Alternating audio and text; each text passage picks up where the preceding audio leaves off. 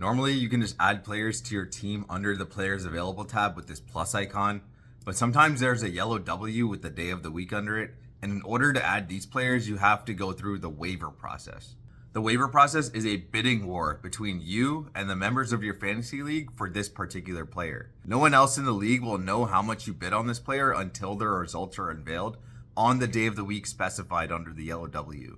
And whoever bids the most amount for this player will automatically get him onto their teams. There's actually 3 different systems of waivers, but the one I'm explaining here is the best one and the one I use for all my leagues, which is FAAB bidding. FAAB stands for Free Agent Acquisition Budget, and it's just a fancy term meaning you have a set budget for the entire season that you can use to acquire free agents, who once again are just players who are not currently on anyone's team. In most leagues, including mine, the default is $100, and that's your budget for the entire fantasy football season, including the playoffs. This obviously isn't real money, so you can kind of just view it like Monopoly money. But that being said, once you use it, you'll lose it. So be careful with when and how much money you spend on each player per week. To give an example, when you click on the W to add a player, you can see how much money you have left and you can input the amount that you want to bid on this player. Here I have $63 left on the season, and I'd like to use $10 of that to bid on this player who I want on my team. Once I decide who I want to drop, I just click submit, and now I have to wait until that day of the week specified under that W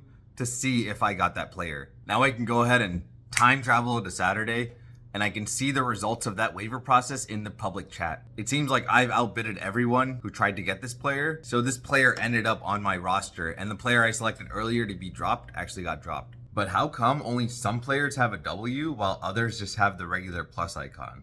And the answer is that there's only 2 periods of time where you have to go through waivers in order to add a player. The first and most common period is right after any player plays in his game during that NFL week. For example, Baker Mayfield just played a game this week on Thursday Night Football against Buffalo, so you have to go through the waivers if you wanted to add him to your team. The other time is when you drop a player on your team who you've had for over 24 hours. For example, if I drop this Texans kicker Fairbairn, you'll see that he won't be available for pickup right away as soon as I drop him. What happens is everyone in the league now has to go through waivers in order to add this player because he's been on my roster for a while. So when I drop him, he immediately goes to waivers first, and then on the day specified under that W, if no one claims him, then he'll be able to be added like normal. The purpose of the waiver process is to give everyone in the league a fair chance at acquiring any given player. So if this sounds a lot like an auction, you're right, because it literally is an auction. The only difference is in fantasy, it's actually fair because unlike the real world, everyone starts off with the same amount of money.